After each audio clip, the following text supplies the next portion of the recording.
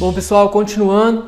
Então, falamos primeiramente dos princípios constitucionais em relação ao direito penal e os princípios do direito penal propriamente dito. Seguindo a matéria aí, vamos ver sobre a lei penal no tempo do crime. Quando você vê na sua prova em relação à lei penal no tempo, em regra, a regra é a teoria da atividade. Então, lei penal no tempo, falou tempo do crime, teoria da atividade. Lembre-se dessas nomenclaturas também.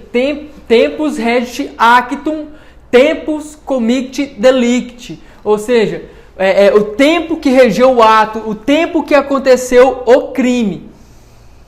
Vamos lá no artigo 4º do nosso Código Penal. O que está escrito? Considera-se praticado o crime no momento da ação ou omissão, ainda que outro seja o momento do resultado.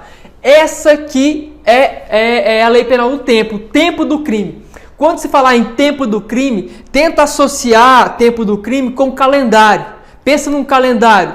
Tem os dias certinho, tem as horas dos dias. Tenta associar dessa forma para a gente entender melhor. Então aqui, ó, teoria da atividade. Considera-se praticado o crime no momento da ação. Então, o crime aconteceu no momento da ação ou omissão. Ação ou omissão as espécies da conduta, né? Uma conduta pode ser com ação ou com uma omissão, certo? Ainda que outro seja o momento do resultado. O que é importante para a gente saber sobre isso aqui? Ó? Vem aqui comigo no quadro. Vamos supor que um cidadão de 17 anos de idade, às 23 horas desse dia, certo? Ele pratica um crime de homicídio. Às 23 horas, ele tem 17 anos. Passou das 18 horas, no dia seguinte, ele já inteira 18 anos.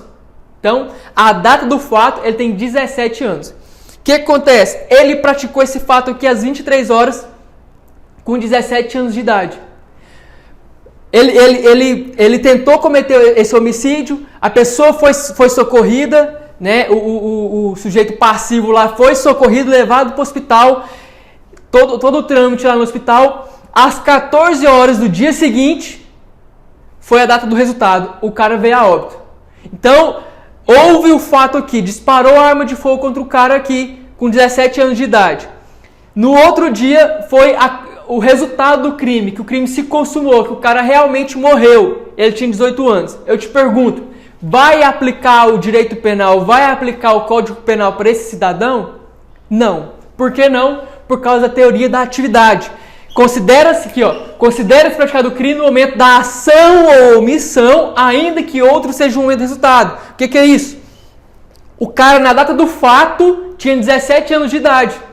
Então, considera-se praticado o crime na data do fato, da ação ou omissão, mesmo que ele venha a morrer depois, ainda que outro seja o momento do resultado. Então, lei penal no tempo, não importa o resultado, importa a data do fato, certo? E aqui, a única consequência que vai ter para esse sujeito é que ele vai responder aos termos do ECA, do Estatuto da Criança e do Adolescente, que é uma lei especial também que a gente vai estudar no curso, mas o que é importante a gente saber é que não vai aplicar o direito penal para esse cidadão em decorrência da inimputabilidade dele por ter 17 anos na data do fato, beleza?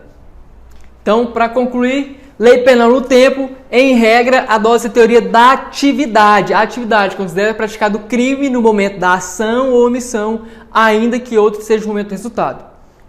Continuando, temos a exceção da teoria da atividade. O que é? Atividade é a regra, extra-atividade é a exceção. Extra-atividade da lei penal mais benéfica. Dessa exceção, extra-atividade, decorre duas espécies de extra-atividade. A retroatividade e ultra-atividade da lei penal. Então, decora aqui, ó, extra-atividade da lei penal mais benéfica. Então, em regra, teoria da atividade, a exceção, extra-atividade da lei penal mais benéfica. Vamos aqui para o quadro citar um exemplo. Vamos supor que uma lei A prevê um fato e para esse fato aplica-se uma pena de 8 a 12 anos. Então a lei A está em vigência e esse fato ocorre aqui, a data do fato. Lei A de 8 a 12 anos. É importante a gente lembrar aqui também que o trâmite processual do direito brasileiro, do direito processual brasileiro, ele é demorado. Até que uma pessoa comete um crime, até ela ter uma sentença para punir esse cidadão por esse crime, decorre muito tempo, às vezes anos e 5 anos ou 10 anos, a depender do caso. Então aqui é importante a gente saber disso, por quê? Vamos supor que a Lei A prevê a pena de 8 a 12 anos para um fato. A Lei A está em vigência e o fato ocorreu. Enquanto essa Lei A está em vigência, ocorreu o fato, aí, antes de encerrar o processo para esse crime, vamos dizer assim, vem uma Lei B. E essa Lei B diz que para esse mesmo fato, a pena vai ser de 2 a 6. Ou seja, ela colocou uma pena menor para esse mesmo fato. Quando a Lei B entrou em vigência em relação ao mesmo fato da Lei A, o que ela fez com a Lei A? Revogou. Então a Lei A ela foi revogada em decorrência da vigência da Lei B. Que ela trouxe aqui uma pena de 2 a 6 anos. Ela é mais benéfica. Mais benéfica para o cidadão. Essa aqui é mais benéfica, a Lei B. Aí o processo continuou correndo. Aí que veio a data da sentença. A pergunta é, na hora do juiz aplicar a sentença para esse crime, ele vai aplicar a Lei A, que era a data do fato, ou a Lei B, que é uma lei nova, mais benéfica? Ele vai aplicar a lei nova, mais benéfica. Esse é o princípio da retroatividade. Aqui, ó. Retroatividade por quê? A Lei B, por ser mais benéfica, ela vai retroagir, por isso retroatividade, a data do fato para ser aplicada aqui na sentença. Então, o que é importante a gente saber sobre a retroatividade? Retroatividade é aplicar a lei mais benéfica, mais favorável, ainda sobre fato ocorrido anterior à sua vigência. Certo? Esse é o que a gente deve saber sobre a retroatividade. Então, vimos aqui, primeiro, retroatividade, primeira exceção. A segunda exceção, ultratividade. Vem aqui comigo de novo no quadro. Agora, vamos supor que uma Lei A prevê uma pena de 2 a 6 anos para um crime. Prevê a pena de 2 a 6, essa lei está em vigência, está correndo aqui o seu prazo, e vem aqui, acontece um fato criminoso. Essa lei está em vigência durante esse fato, certo? Ainda antes de cessar o processo, antes de ter uma sentença, vem uma Lei B e aplica para esse mesmo fato uma pena mais grave, de 8 a 12 anos. Está vendo a diferença da pena? Então, qual que aqui que ficou a mais benéfica? A lei anterior, de 2 a 6. Veio essa Lei B e colocou esse fato anterior como sendo uma pena mais grave. O processo continuou e aqui veio a sentença do juiz. De novo, pergunta. Na hora da sentença, qual lei que o juiz vai aplicar para este fato? Aqui vamos aplicar a lei mais benéfica. Lembre-se sempre da lei mais benéfica. Aqui temos então o princípio da ultratividade. O que quer dizer ultratividade? Lembre-se que quando aplicou-se a lei B, quando a Lei B entrou em vigor, o que ela fez com a Lei A? Ela revogou. Ela revogou a Lei A. Sempre que a lei nova, ela tutela sobre o mesmo fato, ela revoga a lei anterior. Então ela revogou a Lei A. Mas na hora da sentença, qual que é a lei que o juiz vai aplicar? A lei mais benéfica. O que diz a ultratividade? Aplica-se a lei, mesmo revogada, a fato que ocorreu durante a sua vigência, em decorrência de ser mais benéfica. Então, não confunda retroatividade de ultratividade. E lembre-se que regra teoria da atividade.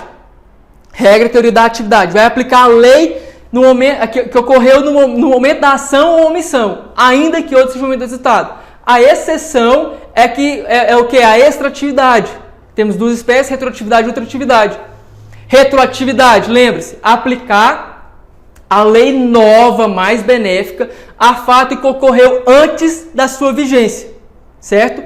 E ultratividade, aplicar uma lei já está revogada, mas a fato que ocorreu durante a sua vigência por ser mais benéfica. Lembre-se disso, a exceção é quando a lei mais benéfica é aplicada para o agente. Observação aqui, súmula 501 do STJ. O que é importante a gente saber dessa súmula é o que está aqui na parte final, ó, vedada a combinação de leis. Que diz aqui, ó, nessa súmula que é cabível a aplicação retroativa da lei de drogas, 11.343, desde que o resultado da incidência das suas disposições na íntegra seja mais favorável ao réu do que o advindo pela lei 6.368.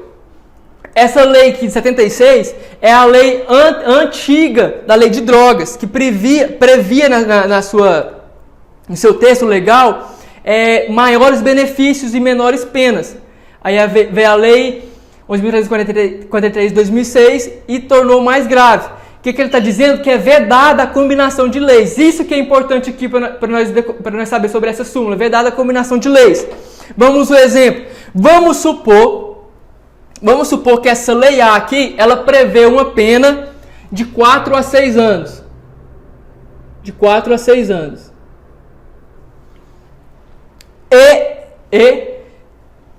Vou pôr aqui, ó, de 4 a 12 anos. A pena para a lei A.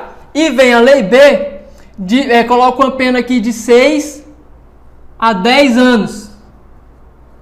De 6 a 10 anos. A pergunta que eu quero fazer: qual que é a pena mínima mais benéfica? Qual que é a pena mínima? Pena mínima mais benéfica entre as duas? A 4 ou a 6? A 4. Certo? Qual que é a pena máxima mais benéfica entre as duas leis? A pena máxima, 12 ou 10? 10. Então aqui temos uma lei com a pena mínima mais benéfica e uma lei com a pena máxima mais benéfica. Aí o que estava acontecendo? O cidadão que cometia o crime, ele estava pedindo assim, ô seu juiz, então o senhor pega a pena mínima dessa lei, 4 anos, e coloca a pena máxima dessa outra lei, da lei B, 10 anos. Junta as duas leis e torna uma pena mais benéfica. Aí o que essa súmula veio e falou? Negativo. Você pode escolher uma das duas. A que seja mais benéfica, você pode escolher. O que você não pode fazer é combinar as penas. Aqui, ó. Vedada combinação de penas. Juntar as duas para formar uma pena só. Isso é vedado pela súmula 501 do STJ. Tranquilo? Vamos lá. Observação importante.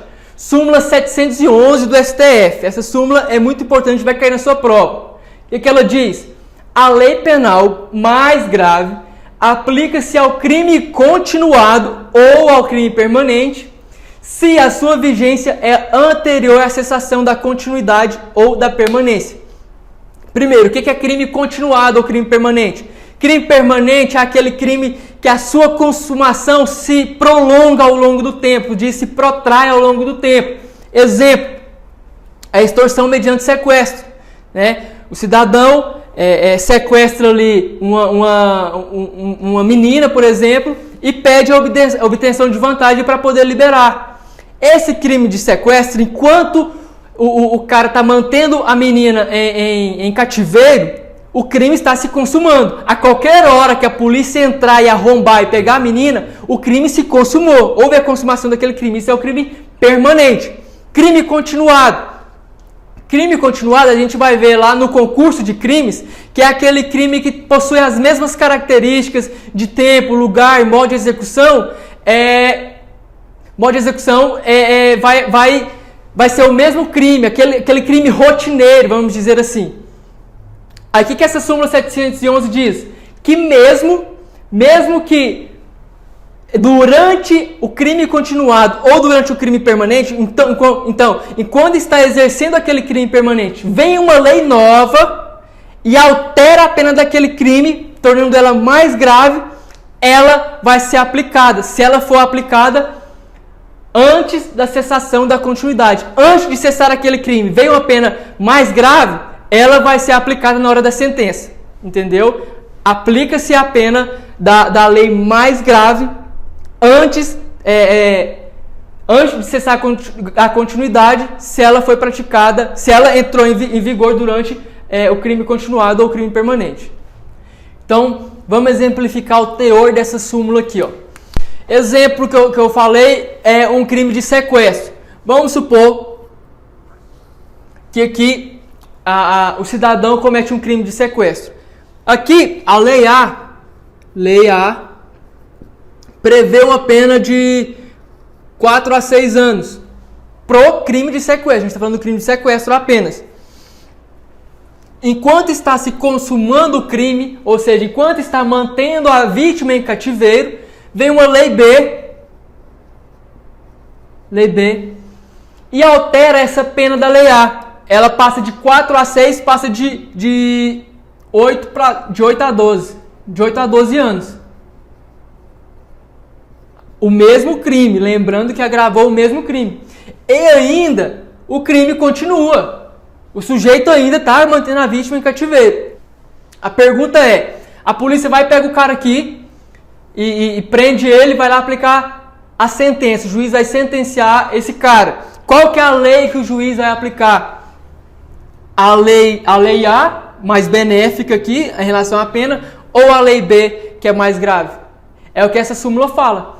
Por ser um crime permanente ou um crime continuado também se aplica, vai aplicar a lei B. A lei B é uma exceção à lei nova, a lei mais benéfica, em decorrência de quê? Porque a lei entrou em vigor antes da cessação da continuidade. Antes de acabar a prática do crime, a lei nova, mais grave, entrou em vigor. Isso que diz, ó, a lei penal mais grave aplica-se ao crime continuado ou ao crime permanente, se a sua vigência é anterior à cessação da continuidade ou da permanência. Então, a lei mais grave, falou lei mais grave, mesmo que ela seja mais grave, ela vai ser aplicada em crime permanente e continuado, beleza? Agora temos o conflito de leis penais no tempo. Conflito de leis penais no tempo é que, durante o curso do processo, que a gente falou que demora bastante, vamos supor que entra uma lei, aí o legislador vai analisar qual lei que vai ser aplicada. Esse é o conflito de leis. O surgimento de leis diferentes em um mesmo processo. Em regra, irretroatividade da lei penal. Em regra, a lei não retroage. Artigo 5º da Constituição Federal, inciso 40, o que nos diz? A lei penal não retroagirá, salvo, lembre-se do salvo, uma exceção para beneficiar o réu. Então, em regra, a lei não retroage. A exceção, se for para benefício do réu, ela retroage. Se não for para benefício do réu, ela não retroage. Aí, ó, exceção, retroatividade da lei penal mais benéfica. É o salvo para beneficiar o réu aqui no inciso 40 do artigo 5º da Constituição. Quais são as situações de conflito existente entre essas leis? Vamos lá. Primeiro, lei nova mais gravosa. Lei nova mais gravosa se entende como termo em latim novatio legis impégios. Lembre-se desse termo, porque pode ser que na sua prova coloque somente o termo. E você tem que assimilar por saber que isso aqui se refere à lei nova mais grave. O que quer dizer lei nova mais grave? A gente fez a tabelinha aqui agora. A lei nova torna o crime mais grave. Então, ultratividade, porque vai pegar a lei antiga, que já foi revogada, mas é mais benéfica e ser aplicada. Ultratividade. Segundo, lei nova mais benéfica. O que é lei nova mais benéfica? Novatio legis in melius. In melius quer dizer em melhora. Impégios quer dizer o que? Em prejuízo. Então, remeta-se a esses termos. In melius, em melhora. Então, a lei nova ela é mais benéfica. O que vai acontecer? A retroatividade. Vai pegar a lei nova mais benéfica, retroagir a fato que ocorreu antes da sua vigência e ser aplicada. Observação importante. Súmula 611 do STF, ó. Ainda que decidido por sentença penal condenatória transitado em julgado. O que quer dizer? Vamos supor que o cidadão cometeu um crime e ele foi sentenciado. Sentenciou, a sentença transitou em julgado. O que aconteceu? Não cabe mais recurso para essa sentença. O cara vai ficar preso. Enquanto está cumprindo a pena, vem uma lei nova e torna o crime que ele foi condenado, torna aquele crime mais benéfico. Mais benéfico. O que acontece? Vai aplicar essa pena mais benéfica para esse cidadão, mesmo que a pena tenha transitado em julgado. Isso que diz, a súmula 611 do STF. Transitada em julgado a sentença condenatória, compete ao juiz da execução a aplicação da lei mais benigna. Aí o advogado vai entrar com um recurso de execução, agravo em execução, certo? Isso a gente vai ver também, mas para poder aplicar essa lei mais benéfica, mesmo que tenha uma sentença transitada em julgado. Isso que diz também o parágrafo 1 do artigo 2º do nosso Código Penal. Leia-se. A lei posterior, que de qualquer modo favorecer o agente, aplica-se aos fatos anteriores, ainda que decididos por sentença condenatória transitada em julgado. Um exemplo muito importante em relação à lei nova mais benéfica aqui é a alteração do roubo, do artigo 155, que tinha como uma causa de aumento de pena o uso de arma.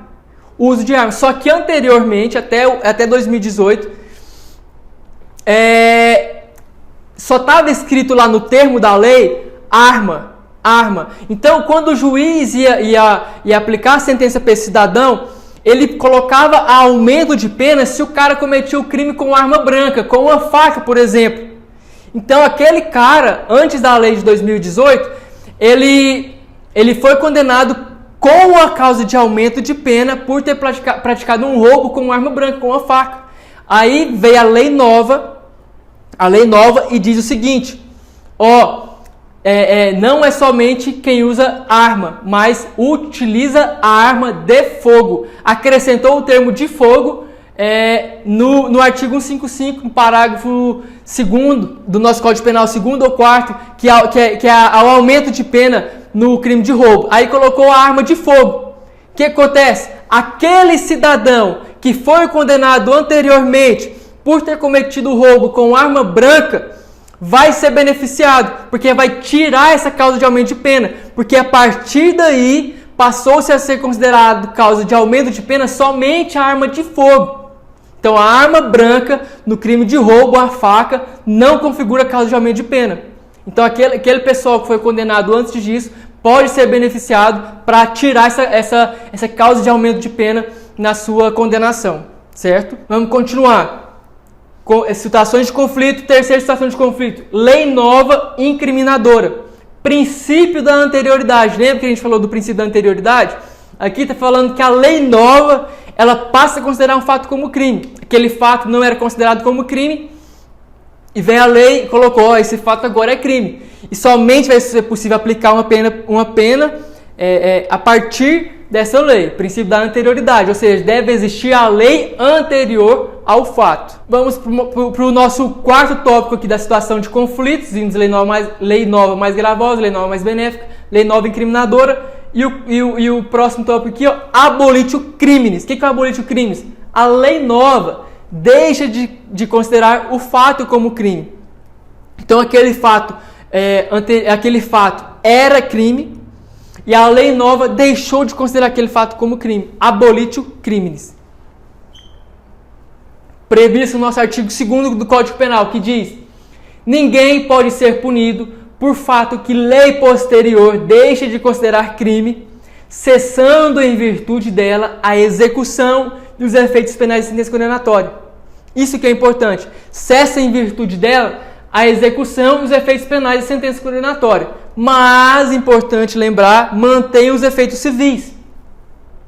Que a gente já vê no parágrafo 1. A lei posterior, de qualquer modo, favorecer a gente, aplica-se aos fatos anteriores, ainda que decidido por sentença condenatória transitada em julgado. É o que a gente viu anteriormente. Então, o que é importante aqui na abolitio crimes? Abolitio crimes, a lei nova deixa de considerar aquele fato como crime. Ela fala assim, a partir de agora, esse fato aqui que era crime, agora não é mais. Aboliu aquele crime. O que acontece com o cidadão que foi condenado por esse crime? Ele vai cessar a execução dos efeitos penais, mas mantém os efeitos civis, exemplo, reparação do dano, prestação pecuniária, mantém esses efeitos civis. Essa observação é importante, certo? Outra observação importante também, abolitio criminis temporária. Quando falar em abolitio criminis temporário, o que quer dizer isso? Você tem que saber que existiu e existe esse termo lá no Estatuto do Armamento, 10.826. E a súmula 513 do STJ previu esse instituto, que é quando a lei do Estatuto do Desarmamento, ela passou a considerar o comércio ilegal de armas. Mas ela falou assim, ó, você cidadão, tem um prazo para devolver essa arma. E durante esse prazo que você tem para devolver, não vai ser considerado crime. Não vai ser considerado crime, é abolitio crimes, temporária, porque estipulou um prazo. E falou assim, ó, a partir desse prazo vai ser considerado crime sim. Então, deu um prazo para o cidadão poder devolver as suas armas. Então, abolitio crimes temporário, você tem que saber que existe esse termo. Se cair na sua prova, isso não vai ser algo inusitado para você, porque você sabe que existe, que é quando o Estatuto do Desarmamento prevê um prazo para o cidadão devolver aquela arma, e que a partir daquele prazo, aí sim seria considerado crime. Importante a gente saber que abolitio crimes é o quê? Ela é uma revogação da lei. Ela vai deixar de considerar aquele fato como crime. Agora é importante você saber que a revogação total da lei, quando revoga a lei em sua totalidade, ocorre abrogação. Agora, quando revoga somente parte, somente alguns termos da lei, ocorre a derrogação. Essa diferenciação é importante também para fins de prova. Exemplo de abolitio criminis. Antigamente tínhamos o crime de adultério. Então, adultério antes era um crime. E veio a lei nova e falou, ó, esse fato aqui, esse fato adultério não é mais crime no nosso ordenamento jurídico. Então o Código Penal não tutela mais, não aplica pena mais em relação ao adultério, certo? Não é crime mais. O importante aqui é a gente diferenciar abolitio crimes de descontinuidade normativa típica. Então, abolitio crimes é o quê? A lei nova deixa de considerar aquele fato como crime. Fala, ó, esse fato aqui não é mais crime. Diferente da descontinuidade normativa típica.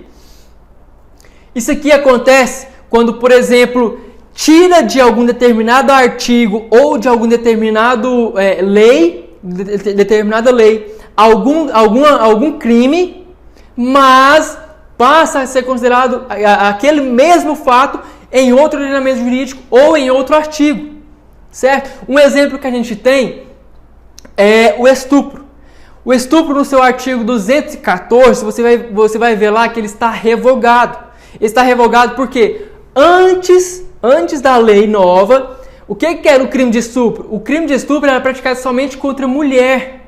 Previa isso lá no seu caput, do artigo 214. Aí a lei nova tirou aquele fato do 214 e colocou no 213. E mudou o termo, mudou, o legislador acrescentou algumas coisas, tornando como crime de estupro não só contra a mulher, mas contra qualquer pessoa, contra o homem, e não só o ato, a conjunção carnal em si, mas qualquer outro ato libidinoso. Enfim, você tem que saber que abolitio crimes deixa de considerar aquele fato como crime. Não é crime mais em lugar nenhum.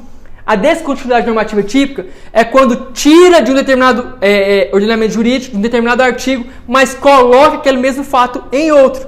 Entende? Essa é a diferença. Aqui, o fato ele continua sendo crime, só que em um outro ordenamento jurídico, em um outro artigo. Na abolitio crimes não é mais crime em lugar nenhum. Observação importante do abolitio crimes também é em relação aos efeitos civis.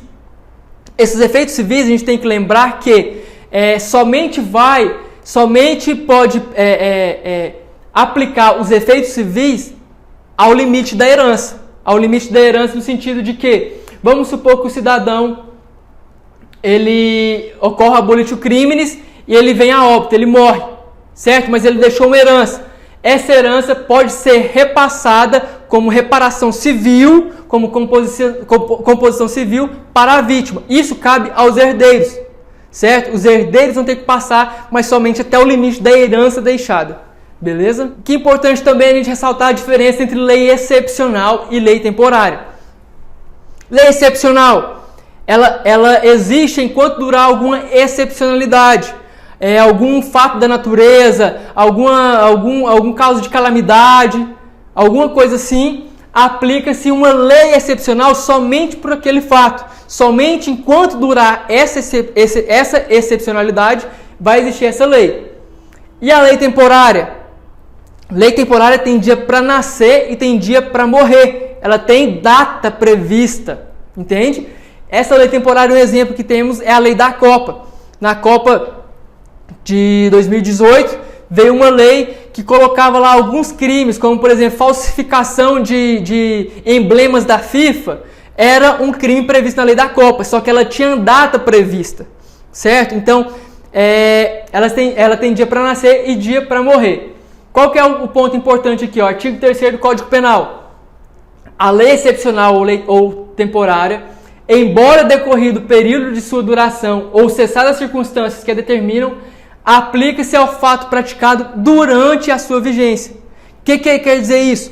Vamos supor que ocorreu um crime aqui lá na lei da Copa, que previa a data lá da sua vigência. Ela perdeu a sua vigência e o processo contra esse crime continuou. E o juiz, na hora de aplicar uma sentença, ele vai aplicar o fato, vai aplicar a lei da Copa a fato que ocorreu durante a sua vigência. Mesmo que já tenha cessado a sua vigência, vai ser aplicada aqui, aplica-se ao fato praticado durante a sua vigência. O que isso quer dizer? Que ela é uma outra atividade gravosa. Lembra da outra atividade que a gente falou? Aplica-se para essas duas leis também, que é aplicar essas duas leis, a lei excepcional e a lei temporária, a fato que ocorreu durante a sua vigência, mesmo que ela já tenha sido revogada, mesmo que já tenha acabado o seu prazo. Isso quer dizer também que elas são autorrevogáveis. Então, acabou a excepcionalidade lá da lei excepcional, ela acaba também. Acabou o prazo da lei temporária, ela se autorrevoga, certo? As duas são autorrevogáveis e as duas têm a possibilidade de serem aplicadas a fatos que ocorreram durante sua vigência.